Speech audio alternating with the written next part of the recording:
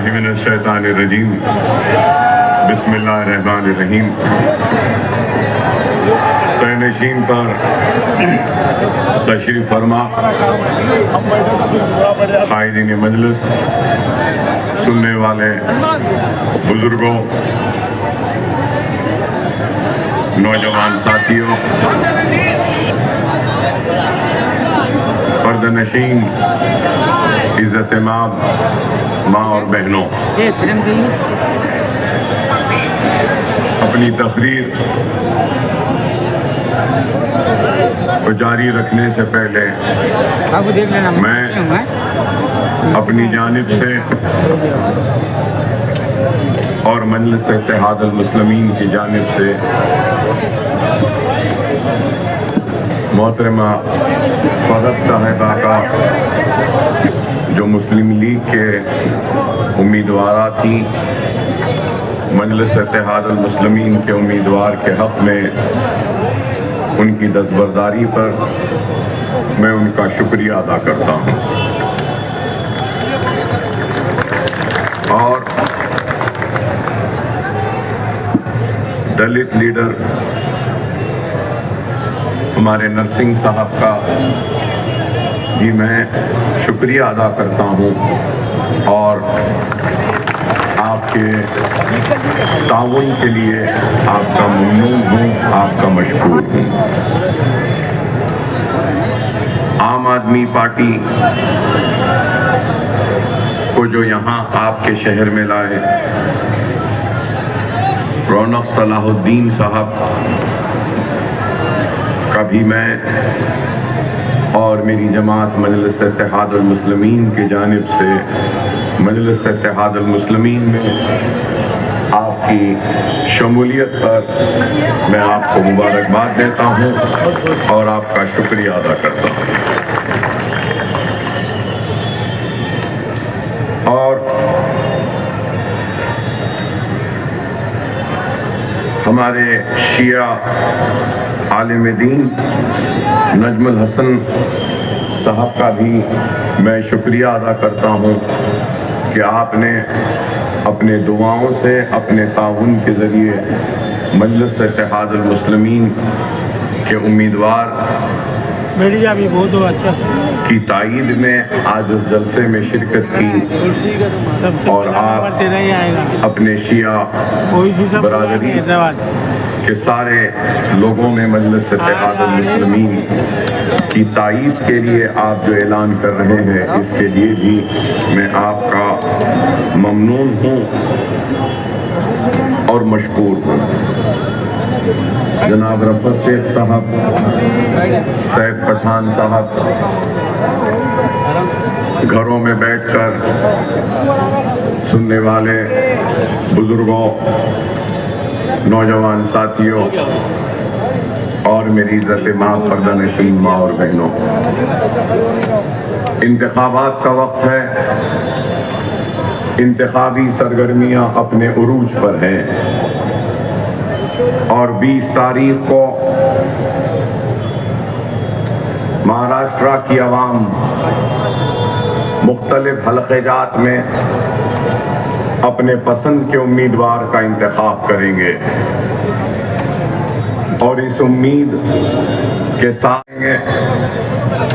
कि वो अपने हल्के की आवाम की आवाज़ बनकर ऐवान में जाएगा और उनके मसाइल को, उनके तकालीफ को, उनकी मुसीबतों को और उनके बुनियादी सहूलतों के, उनके हल्के के बच्चों के तालीम के और दूसरे मसाइल को उठाएगा। और महाराष्ट्र की असेंबली का अब 15वां इंतखाब होने जा रहा है। हिंदुस्तान की आज़ादी से लेकर आज की तारीख तक कई इंतखाबात आए, पार्लियामेंट के हो, असेंबली के हो या म्युनिसिपैलिटीज व बल्दियात के हो। और इस इंतखाबात में हिंदुस्तान की अवाम ने बढ़ चढ़ कर हिस्सा लिया और इंतखाब और जमहूरियत के इस सबसे बड़े जश्न को हर वक्त कामयाब किया। बढ़िया है, बढ़िया। जवाहरलाल नेहरू से लेकर आज की तारीख तक भी हिंदुस्तान की अवाम ने और बिलखुसूस हिंदुस्तान की मजलूम और कमजोर अक़लियत मुसलमान ने हर किसी का साथ दिया, इस उम्मीद, इस तवक्को के साथ कि हमारे मसाइल पे तवज्जो होगी, हमारी हक तलफी दूर होगी, हम पे जुल्म नहीं होगा, हमारे साथ इंसाफ होगा। जवाहरलाल नेहरू का दौर खत्म हुआ तो लाल बहादुर शास्त्री का आया।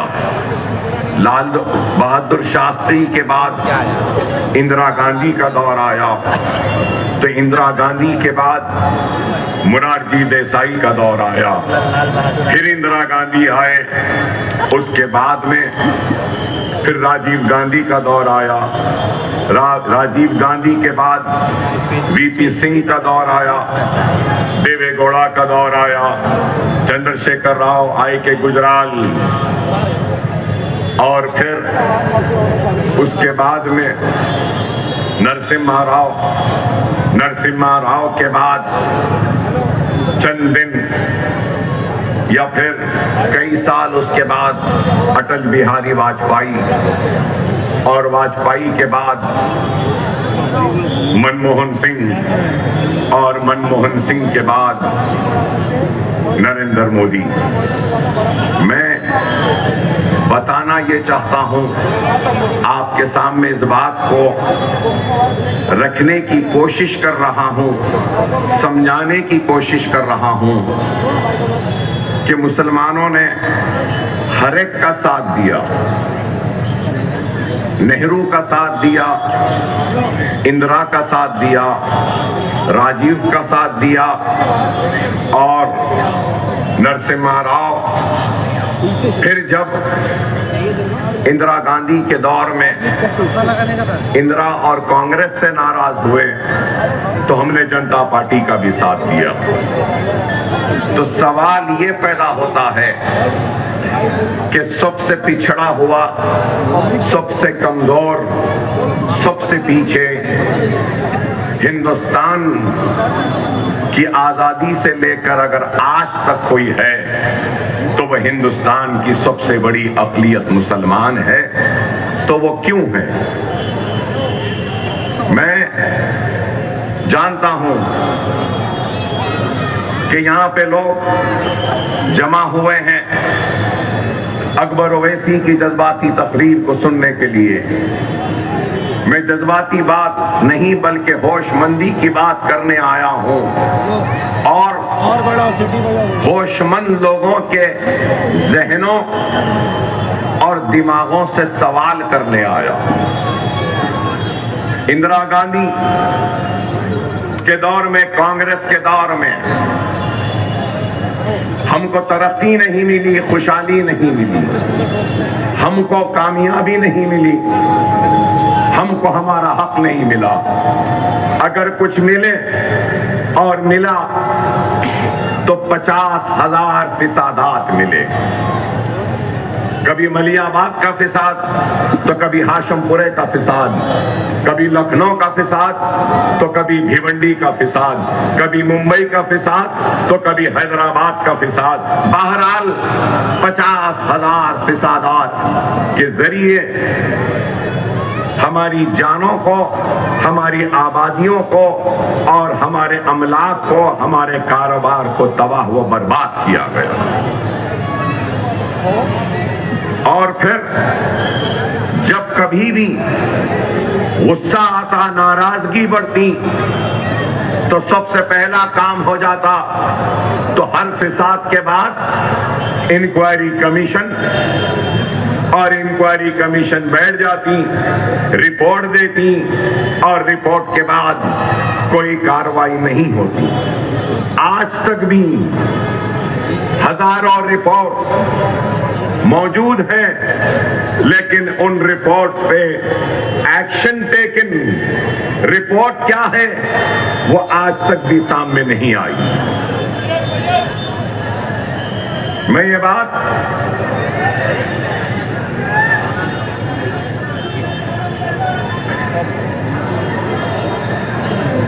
क्या है? क्या मैयत जा रही है?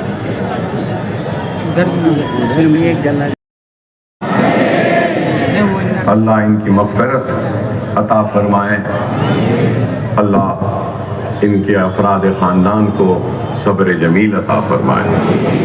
आवाम बहुत थी, गड़बड़ हलचल हो जाती, नहीं तो मैं भी आगे बढ़कर जनाजे को ज़रूर अपना खाना देता।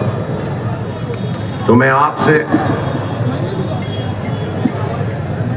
यही बात कह रहा था कि जब जब बरहमी, नाराजगी, गुस्सा बढ़ा तो इंक्वायरी की कमेटीज बना दी गई।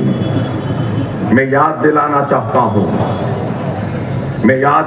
चाहता हूं कि इंदिरा गांधी के दौर में भी एक कमीशन बनाया गया था जिसका नाम गोपाल सिंह कमीशन था। और वो कमीशन किस लिए बनाया गया था?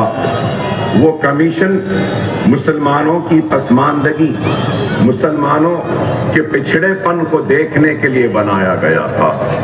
तो उस कमेटी ने भी अपनी रिपोर्ट दी और रिपोर्ट में यही कहा कि पिछड़ा हुआ सबसे कमजोर अगर इस मुल्क में कोई है तो वो हिंदुस्तान की सबसे बड़ी अक़लियत मुसलमान है, और उनके साथ अगर कोई पिछड़ा हुआ है तो वो दलित है।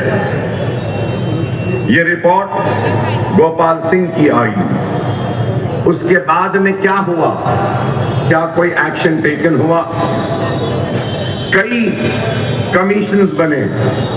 महाराष्ट्र में भी कमीशन बना था, स्टेट गवर्नमेंट की जानिब से भी, रहमान साहब की, महमूद रहमान कमेटी बनी थी।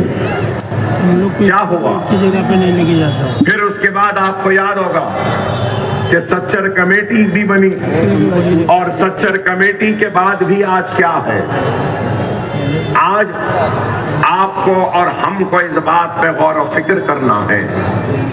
हम हमारे गुस्सों को ठंडे करने के लिए कमीशंस बनाए जाते हैं, हमारी नाराजगी को दूर करने के लिए ऐलानात किए जाते हैं, हथेली में जन्नत दिखाई जाती है, लेकिन हकीकत में हमारा हाल आज सबसे बदतर हो चुका। हम सबसे पीछे, सबसे पिछड़े हुए हो गए। और अगर आज मैं यहां खड़े होकर मुसलमान की पसमानदगी की बात करता हूं, दलित की पसमानदगी की बात करता हूं, या मराठा समाज को अपनी ताईद का ऐलान करता हूं रिजर्वेशन के लिए, तो लोगों को बुरा दिखता है कि ये भड़काऊ बात कर रहे हैं। हक मांगना भड़काना नहीं है, जुल्म के खिलाफ आवाज उठाना भड़काऊ नहीं है। इस मुल्क में, इस मुल्क की तरक्की, इस मुल्क की खुशहाली, इस मुल्क की नेकनामी मैं अपना हिस्सा मांग रहा हूं, तो क्या ये भड़काऊ है? क्या ये गुनाह है? हिंदुस्तान की सियासत में हर एक की अपनी आवाज है,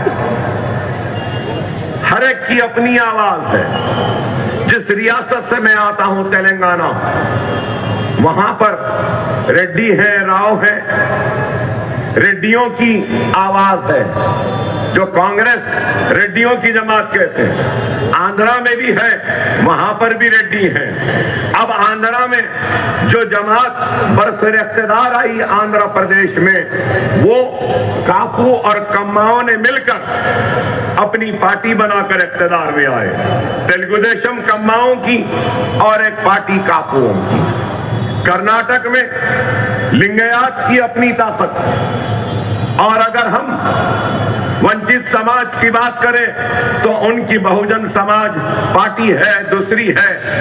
अगर हम यादव की बात करें तो उनके लीडर मुलायम सिंह यादव थे। अब अखिलेश यादव अपने आप को कहते हैं लालू प्रसाद थे, तो ये यादव थी। और अगर आप मुझे इजाजत दें तो मैं बोलूंगा आपको कि हर किसी की अपनी अपनी आवाज है।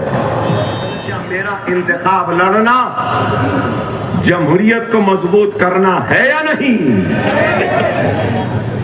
ये मेरा इंतखाब लड़ना खुद इस बात की दलील है कि मुझे जमहूरियत पर यकीन है और जमहूरी जिद्दोजहद पर यकीन है। और मैं इंतखाबात के जरिए अपने मसाइल को आवाम के सामने रखकर अगर कामयाब होता हूं तो इन मसाइल को ऐवान में ले जाकर वक्त के हुक्मरानों को न सिर्फ मुतवज्जे करवाऊंगा बल्कि बताऊंगा कि ये मेरे मसाइल हैं, इन मसाइल को हल करो। क्या ये गलत है? क्या ये भड़काऊ है? क्या ये नफरत है? अरे मैं आज कहता हूं हिंदुस्तान पर हर किसी का हक है। हिंदुस्तान पर हिंदू का हक है, हिंदुस्तान पे मुसलमान का हक है, हिंदुस्तान पर सिख का हक है, हिंदुस्तान पे ईसाई का हक है, हिंदुस्तान पे पारसी का हक है, हिंदुस्तान पे दलित का हक है, हिंदुस्तान पे ओबीसी समाज का हक है। तो हिंदुस्तान पर अल्लाह, गॉड और भगवान को नहीं मानने वाले का भी हक है। और मैं इस मुल्क का किराएदार नहीं, मैं भी इस मुल्क का उतना ही बराबर का शहरी हूं जितना शहरियत के हुकूक नरेंद्र मोदी के हैं, इंदिरा गांधी के बाद में गांधी परिवार के हैं, या फिर पवार परिवार के हैं, या शिंदे परिवार के हैं, या किसी के भी हैं। जितना नरेंद्र मोदी का हक है उतना ही हक इस मुल्क पे अकबरुद्दीन ओवैसी का भी है। ये मुल्क हक है। ना नरेंद्र मोदी की जागीर है, ना अकबर ओवैसी की जागीर है, ना गांधी की जागीर है, ना पवार की जागीर है। ये मुल्क सबका बराबर का है। इस मुल्क के दस्तूर ने हक दिया है कि कोई राम को अपना हीरो माने, तो इस मुल्क के दस्तूर ने दूसरों को मोहम्मद मुस्तफा सल्लल्लाहु अलैहि वसल्लम को अपना हीरो भी मानने का हक व इख्तियार दिया। तो इस मुल्क के दस्तूर ने सिखों को गुरु नानक को अपना हीरो मानने का हक व इख्तियार दिया।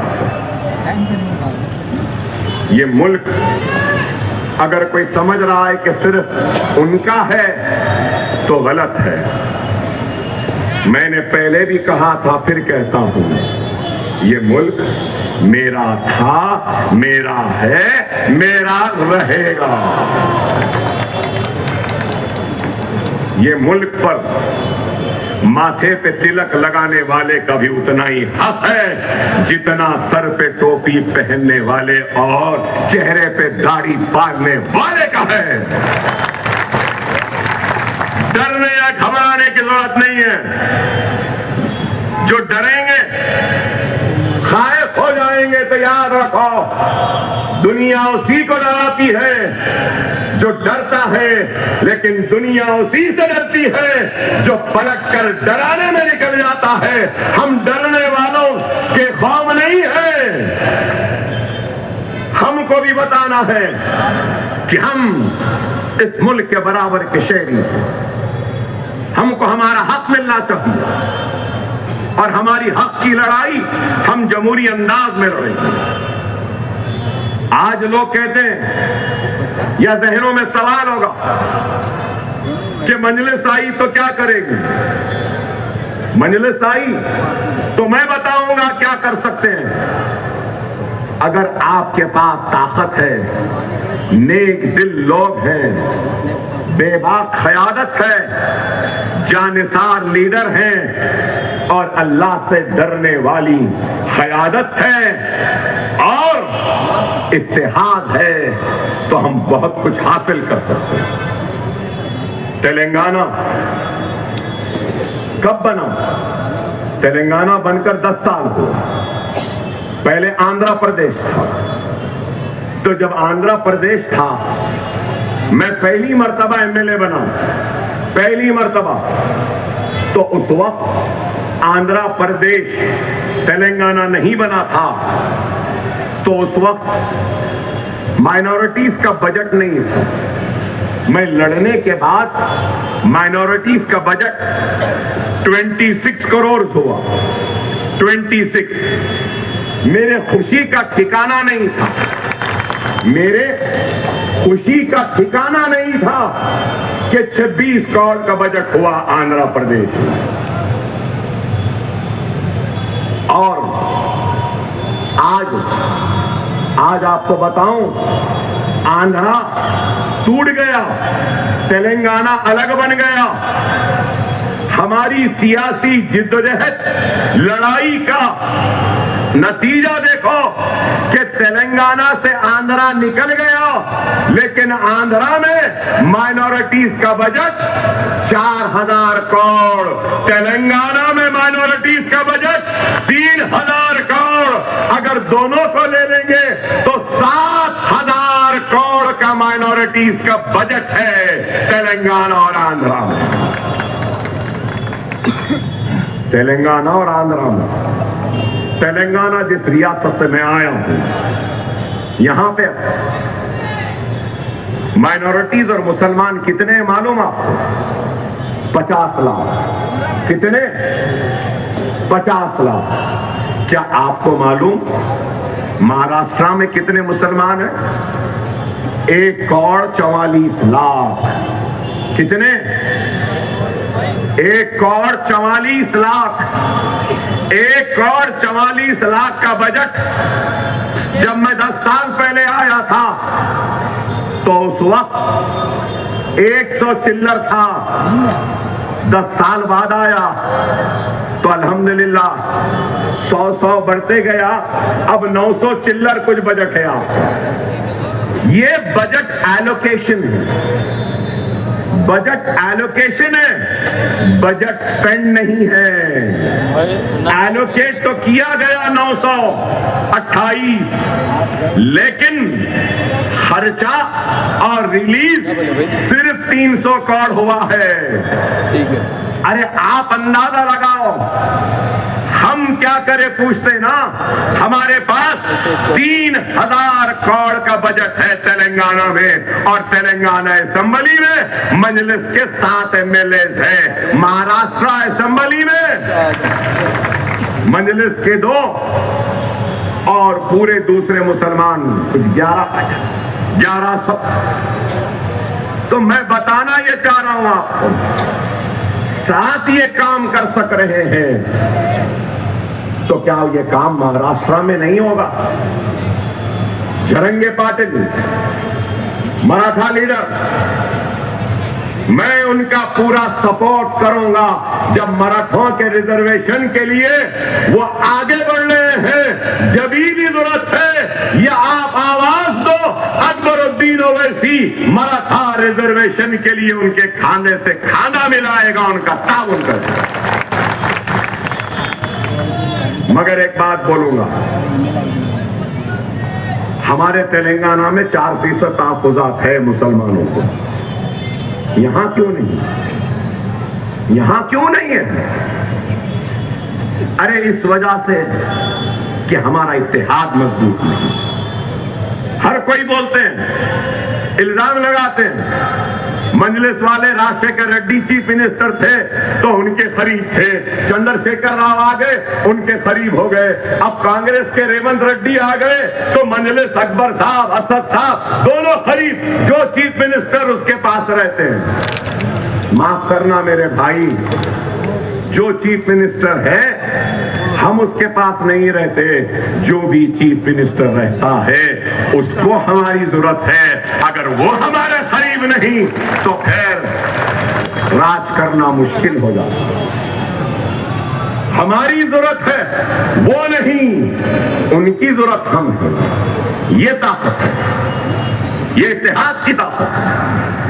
और मैं आगे बढ़ूं, मैंने अभी अपनी बहन को बोलते हुए सुना, सैफ प्रधान को भी बोलते हुए सुना कि स्कूल नहीं, कॉलेजेस नहीं।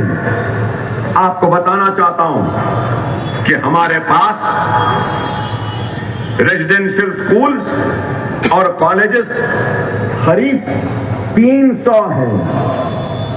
300। तो आप बोलेंगे कौन से हैं? Minority residential school and colleges 300 है।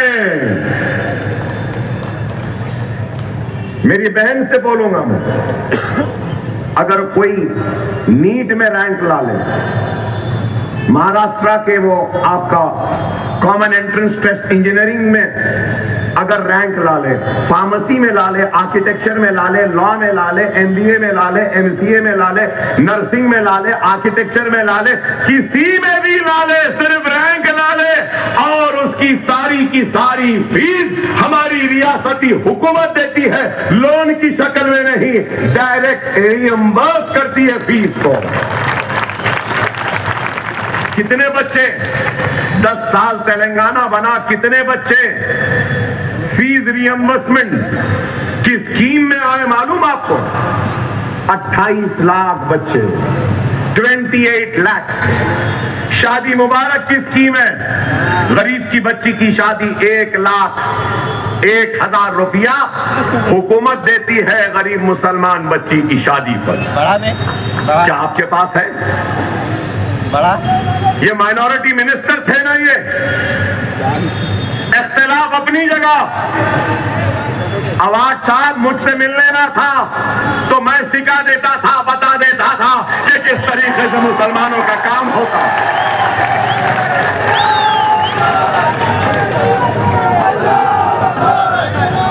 हमारे पास पोस्ट मैट्रिक स्कॉलरशिप के लिए बहन हमारे पास 420 करोड़ एलोकेटेड हैं, आपके पास 120 करोड़।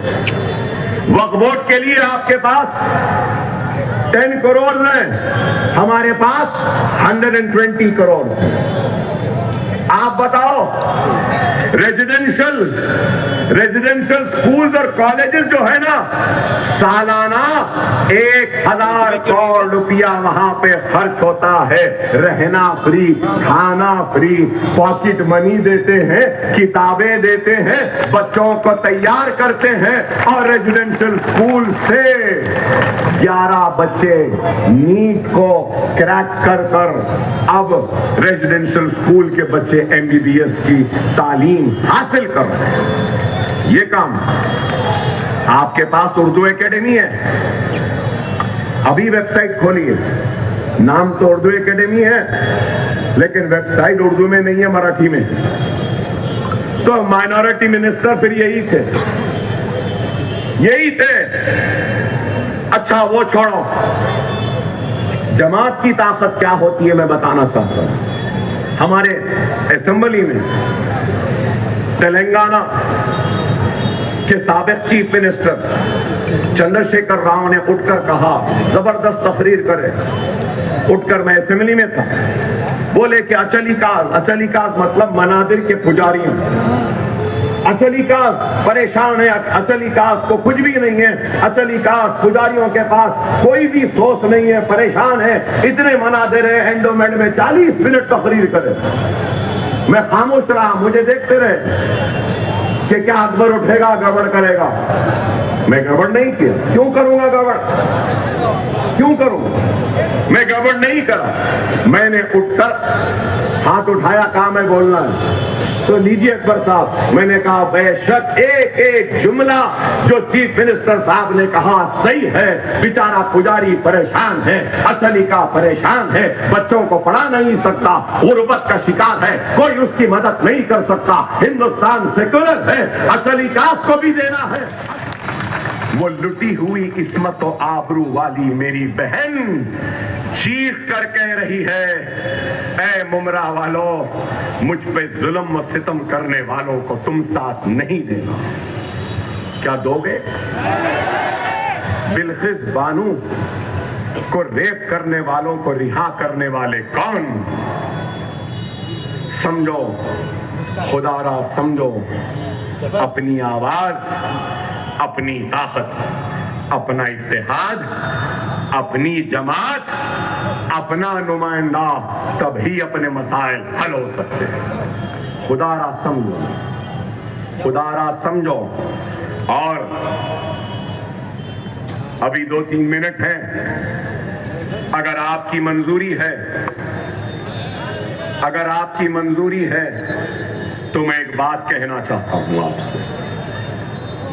मैं अकबरुद्दीन ओवैसी, मजलिस इत्तेहादुल मुस्लिमीन का रुकने असेंबली, इस मजमे में, इस जलसे में खड़े होकर इस आवाम की मंजूरी चाहता हूं और रियासत महाराष्ट्र वो हिंदुस्तान के वजीर आजम और हिंदुस्तान के सारे जिम्मेदारों से ये मुतालबा करता हूं, ये मांग रखता हूं और ये कहता हूं कि मोहम्मद रसूलुल्लाह सल्लल्लाहु अलैहि वसल्लम की शान में गुस्ताखी करने वाले उस गुस्ताख को पुलिस फौरन गिरफ्तार करे, जेल में डाले और उसको कानून के मुताबिक सजा दे।